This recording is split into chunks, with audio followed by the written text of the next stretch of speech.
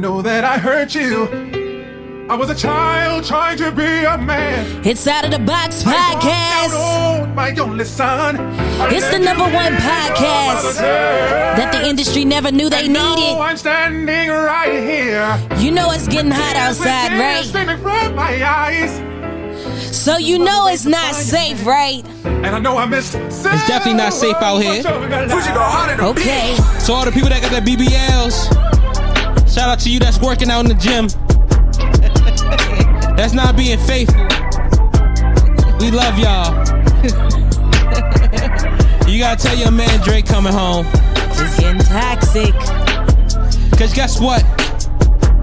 What we're gonna talk about is gonna be part of the Okay. OBO. You see where we going with things. You feel what I'm saying? We just warming up, y'all. We on some toxic stuff this episode. Hope you guys go like, follow, subscribe, and make sure you tune into our podcast each and every Thursday. We got a fresh episode dropping for you. Shoot. I'm ready to get it started. Let's get it popping, bro. Let's get it. So, one of the main things we want to talk about, we want to talk about Drizzy Drake. Oh, out here. Mr. Certified Lover Boy. I got to do the, hold on, one more time. We got to do we got to do the 6. All right, you understand? Period. Toronto. So, one of the main things we want to ask a serious question to our viewers. So, what would y'all do if Drake send you a DM? And I'm talking to my women out here. You know what I mean? I think at the end of the day, if Drizzy Drake was like, I'm trying to have you at the studio. I'm trying to basically do something with you. Grocery shop. It doesn't matter what it is. What you going to do? Are you going to drop everything to do Drake? Let me ask you, Skeet. What you going to do when Drizzy Drake pop in your DM? I ain't going to lie. I'm going to have to take Drake up on that offer. I ain't going to even hold you. And listen, the whole time now, I'm gonna take you up on that offer. And listen, I got a boyfriend, but I'm still... It's going to be crazy for me not to respond to Drake if Drake hit me in my DMs. And I think even my boyfriend would tell me to reply back too. It's Drake. See, I wish this was live. Like, let's call him up right now. Let's see what's going on. See, I'm honest. If it depends on what Drake is saying. Like, if Drake was like, I need you to come to the studio right now by yourself, then I'm like, oh, fuck no. I need to be there. Because it's Drake. You feel what I'm saying? Like, just imagine beefing with Drake. Like, if you had hate for Drake, you can say all the shit you wanted to say. But you in the club having lolly-dotty-dotty time, right? But then you hear, what's a popular Drake song? Send me some lyrics. What's this popular Drake song that pop in the club? What's in the club with Drake to be playing? God, Drake's got so many hits, bro. He got so many hits. It's like too sexy. Like, you know what I'm saying? Too sexy. If Drake played Way Too Sexy, if Drake plays, I'm going to tell you like this, the song that will play, if he ever plays Grease, girls are going crazy. If he plays Fancy, what? Girls going crazy. Pretty much. Ain't none Drake song that's not gonna go crazy. Like, there's no Drake that song. Part. The only Drake song that went plastic is the one with what's that artist's name? Lil Yachty. And no disrespect to Lil Yachty. We like Lil Yachty. Lil Yachty is cool, but for that song, no one listened to that. But every Drake song they listening to. You feel what I'm saying? Even the songs that people think that are crazy. See, one of the main things is this: is that the influence can basically make human beings be different. And that's the problem. See, people think that that everybody can be faithful or whatever, but when they basically see something that they think that they can't reach, then at the end of the day, they might be like, you know what? Let me try this out. Let me basically see what this person can do. Like, Drake is a person I would never want my girl to be around. Never. I ain't gonna lie. If I find my girl looking at Drake, I know it's basically time to break up. Stop talking to her. I would refuse. I refuse. But it's Drake. But look, I'm telling you like this, Shakita. Imagine, all right? So look like this, right? Drake makes a song about the girl that I love, and he be like, "It's Amy from Peach Street, that big booty that pleased me." Like when he says that's that, true. it's like imagine Rihanna. Imagine Rihanna comes for your boyfriend or come for a person you talk to, you be like, and just make a working on the nigga name, da da da. You feel what I'm saying? So what you gonna do? That's the thing. I don't know. It's Riri. It's Riri. So you got to give me something like you know. At the end of the day, it's Riri. Look, if Riri messing with your nigga, Riri music does not sound the same. Yeah, I'll be like, this song sounds a little off. I don't know what's going on. I think they need to fix it. Hey, if my guy was ever to cheat on me with anybody, it better be fucking Riri. That's all I'm saying. All right. So like, if it's anybody else that's out here that's regular degler, I ain't having it. But if it's Riri, I might be all right with it. I might be like, I'll take you back, boo. So period. Let me ask you. So if Rihanna, if you was basically your your boyfriend just smashing Rihanna and basically hitting her from the back, singing all her lyrics like work. Oh my God, work. And not him saying that. And the videotape just coming out and everything like that, Pornhub, everything like that. You cool with it? I want to understand. I want to know if you cool with it. You know what I'm saying? All right, that's a little bit too much. Work. You know what I'm saying? You hit it. Work. That's a little bit too much, because then everybody, the headline's gonna be like, oh, because then the headline's gonna be like, oh, he had a girlfriend. Then everybody gonna know I'm the girlfriend, and it's gonna be embarrassing me. The funniest thing, the only thing he could like have sex to is like work. Like if you work.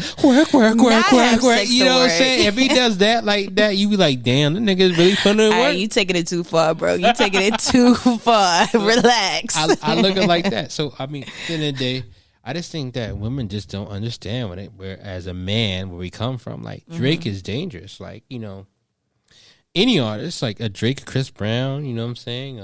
I can see that as, coming from a man's point of view, though. Yeah, because it's like this guy has hits. You feel what I'm saying? Like you be like, man, fuck this guy. But then you go in your car, I'm like, let me put this music right here. And it's like he don't lose. You know what I mean? He don't lose no matter what. Like Drake, you do. Drake is one of those people. He's just undefeated. It's too many hits. Like, just imagine, like, Drake is the type of person that basically will talk about your girl and no one else would know. Be like, I like that tattoo on the left.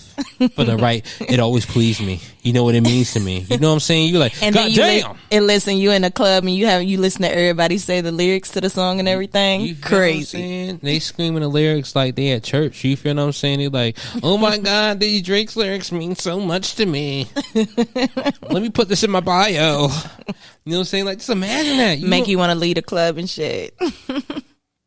All craziest things. It's like I can't think of any woman that's like that. Maybe Megan Thee Stallion, maybe. I don't know. Megan Thee Stallion will definitely probably make me cheat. I'll be like, whoa, you can twerk it all around me. I don't know.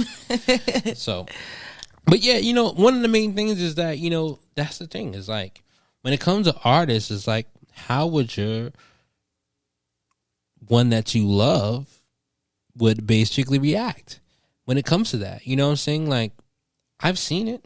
I've seen women that I basically talk to be like, I don't really care about the celebrity factor. And what's so crazy, I remember it was we go to a concert and it's like one of my good friends, his like name is Wale, you know. And this one girl was like, oh my God, my life has changed. Wale means everything to me. And I'm like, wow. Yeah, I was talking to you. That's crazy that you're basically speaking upon that. But the thing is that like this star power that people see, they think that at the end of the day, that it basically is something that they see through their music, through the stuff that they project. And a lot of times some of these artists are not what they basically project. And they have this false kind of narrative that through the music that they make, that they're going to basically get the same kind of love or feelings that they put in here. But that's not the case. You know what I'm saying? Like, at the end of the day, like, artists have a certain way of what they view of certain things, but it doesn't mean that they're going to treat you the way that they basically are feeling through their music. I mean, one of the main things is that music is basically subjective, and also at the same time, it could be about someone else that they think that it could be about them, or could be about what they love, but it's basically about past experiences.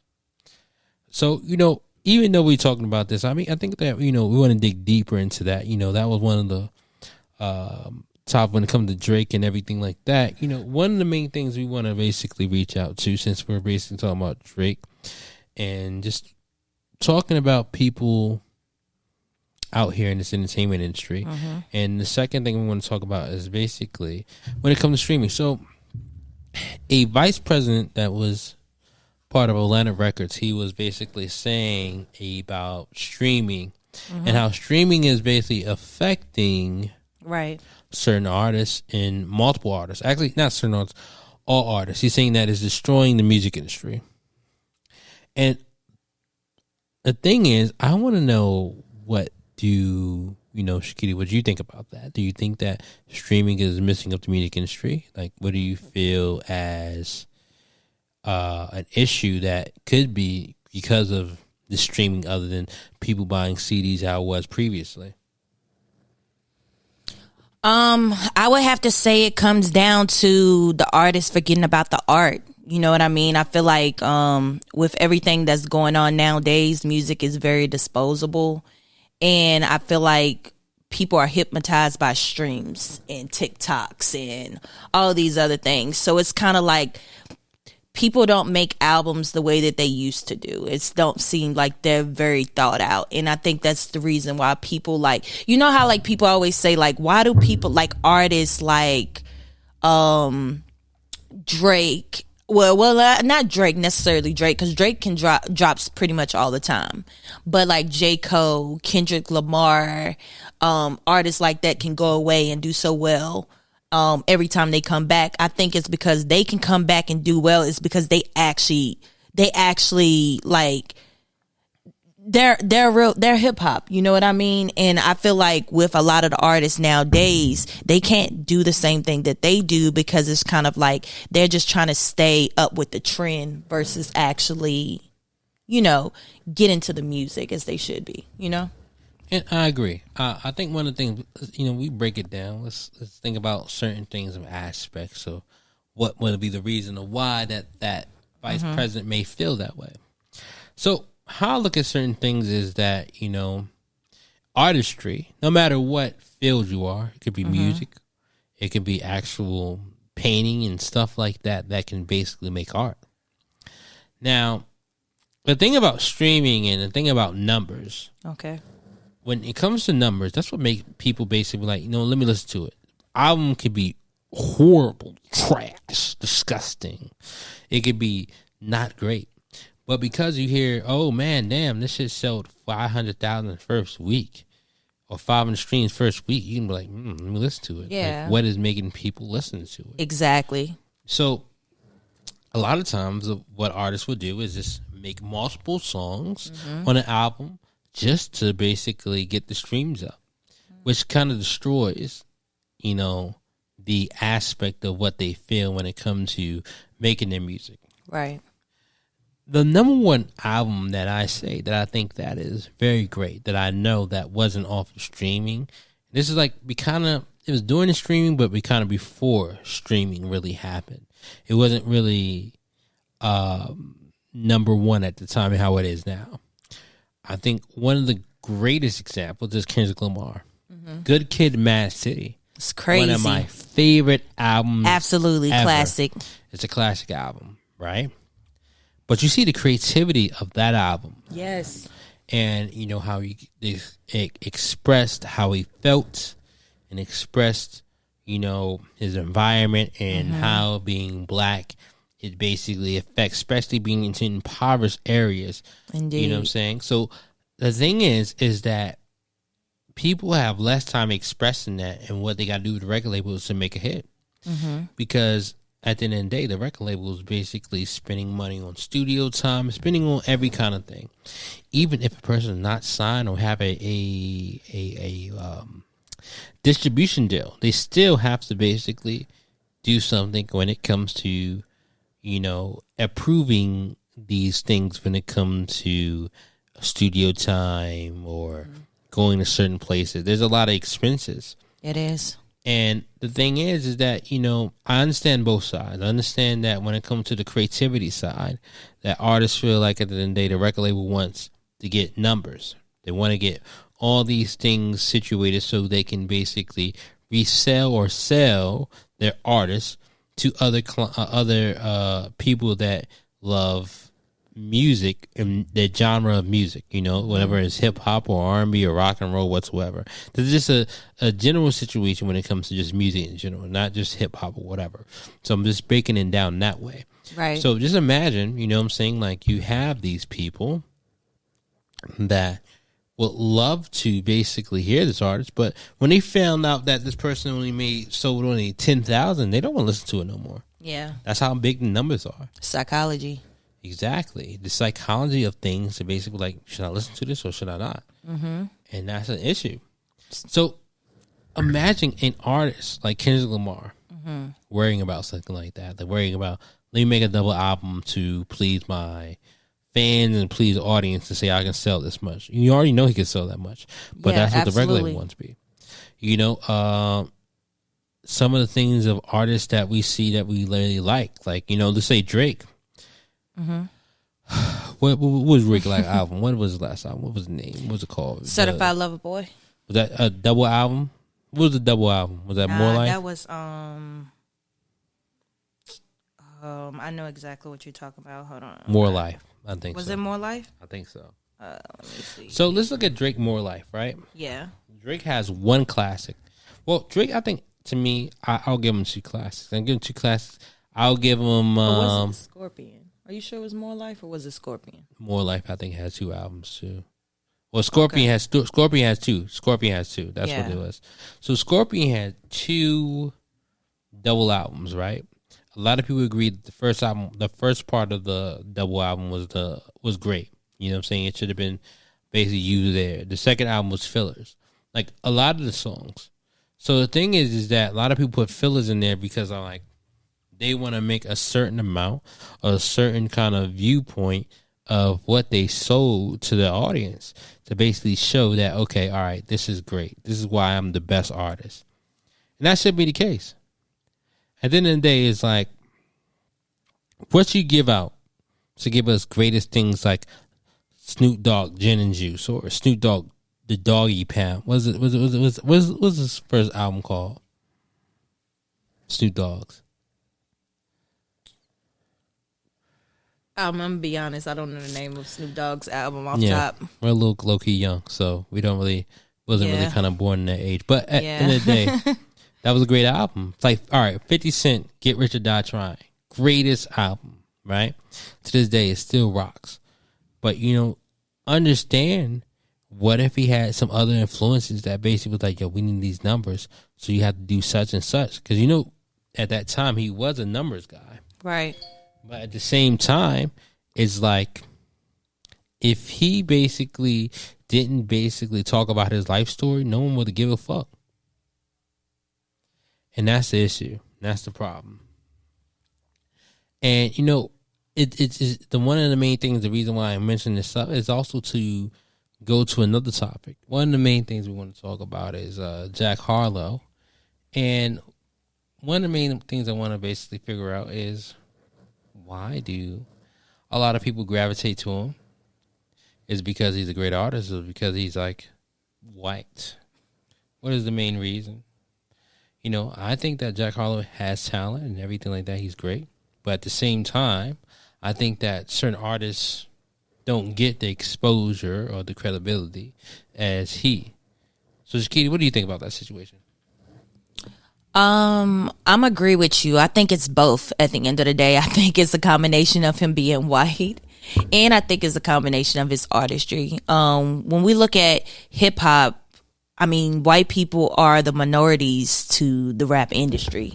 if we really take a look at it. It's not that many white rappers compared to black rappers. I mean, we can all agree to that. But for me, I do feel like Jackharlow, he's extremely talented. But, you know, I think it's a little bit more mesmerizing too, to a certain extent, because it's like, oh snap, we got this white kid just coming in the game and he's dropping these hits and he's actually lyrically talented. You know, sometimes it's mind blowing. But if you want to ask me about like, why do I feel like he's doing better? I think, yeah, it comes down to both, but it's also the team that he has behind him. One thing about Jackharlow, his marketing team or whatever these campaigns and everything that they be doing for him, it's crazy. It's bananas. So I think that when it comes to a lot of our black rappers, you know,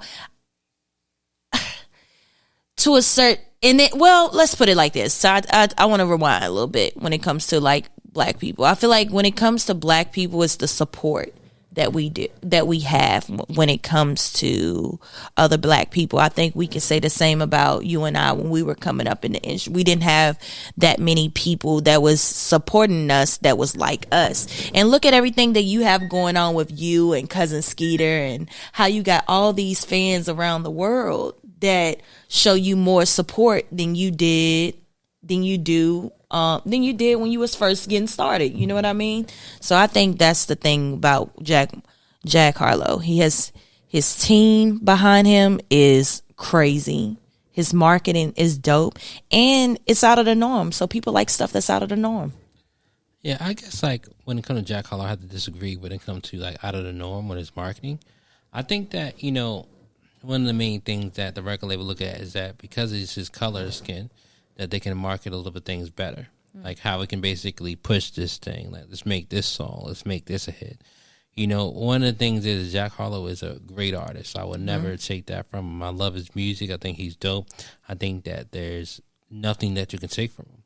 But we do have to basically look into, because we have Corday, who's a really good rapper, good lyricist and everything like that, but don't have the ability of Jackharlow. And people can tell me all these things about him. I'm like, Corday had a great rollout. I mean, you have one of the best tennis players in the world, advertise your song. You do a whole video acting like you're basically Steve Jobs at Apple about your album. Your album does not that great. I just want to basically deep dive and just try to figure out why that there are a lot of blacks, a lot of Hispanics, a lot of basically people, multiple cultures around the world more than there's white people. Well, white Americans or Europeans. Let's say Europeans, you know, colonization of people that's around the world. So why in the world that these people get more plays in their music? But hip hop is one of the biggest genres. When you look at these concerts around the world, these festivals that you go to, I agree. You play the African American music. I mean, what African Americans, black people music. It's true. Why do like a Jackharlow or Eminem and everything like that get that more aspect of music compared to our black counterparts? And that's the thing we want to figure out. Because one of the main things that I struggle with when it comes to the industry is that because of what I look like, or because of my skin color or my hairstyle, that they may feel that, you know, I don't know what I'm talking about. And I think that in this industry, we just basically go off of old views of the music industry of like what will sell more. The same thing in the movie industry. You know, one thing when it came to Black Panther, they was like, no black movie going to basically outsell or do anything more than Marvel. Black Panther was one of the biggest box office selling movies of that year. All black cast. So at the end of the day, it's these things have to move or change. You know, we advertise for, you know, someone that's not our skin color. But, you know, we just have to figure out why are white people basically having more plays than what we do. And I honestly think that the deep root of it is we're just comfortable in just white music and just what white people are doing. I mean, one of the reasons why I'm saying that, and I don't want to get it misconstrued, we have to understand that white people have had a big role around the world, you know, when it comes to how people feel about their self-worth. Like, there's multiple countries that basically feel like at the end of the day that they must dye their skin to basically be white, to feel that they need to fit into the culture better. Or do you have African Americans that feel like they have to be lighter just to basically fit in, or to be into the industry or any kind of workforce to be accepted? And that's the thing we have to look into. Like, what makes being white make you have a bigger hit, or to have your music listened to? And that's what I want to have people look at. Because no offense to Jackharlow, I think he worked hard. I think he did good. I love what he did with Drewski. I mean, I love the fact that he helped his fellow social influencer out when it came to helping with his music to be put on. But as a black man, and also a black woman, we must understand that the racism still affects us musically and to the industry in whole. Right. So we just have to figure that out. But let me ask you this. Why is it that you feel like when we go to these music festivals, why don't you feel like that? Why is it a lot of people that's like color of you and I show up to those festivals? It's predominantly white people at music festivals nowadays. You know that? Why do you feel like that is the case? I mean, I think that at the end of the day, when it comes to music of white people, I just feel like they're more inclined to, you know, be bigger fans and stay as a fan compared to blacks. I think that all the stuff that we've been through is like we're basically always constantly changing. Like when it comes to fashion or what we want to listen to and stuff like that. When we go to different countries, a person that's like let's say, I'm trying to think of an artist. Let's say MOP, right? You know, MOP, they made that song. It's just called Ooh, There's Ice. Make you want to sacrifice. You know what I'm saying? The old stuff like that. But these other countries will accept these artists, whereas in America, we don't accept it. We're on a come right now, we like you, but at the end of the day, in time, we be like, you know, we don't like you like that. I can't explain why that is. You know, I don't know why that is. I can't pinpoint a reason or why it happens. We don't have that. Yeah. But, you know, that's something like to deep dive and just try to figure out, like, what is the reason? I mean, like, we look at, you know, artists like as Elvis that use black music to basically elevate. We look at people like, you know, that try to take Lionel Richie's music and be like, you know, we love this music. Let's just not use your voice and use my voice and his white people voice that they say they want to use. And that's the thing. You know, I think that then day is like the industry need to give a understanding that black voices matter and that we can outsell or do something around the world more than just staying in America or staying in our genre. It's proven. I mean, like,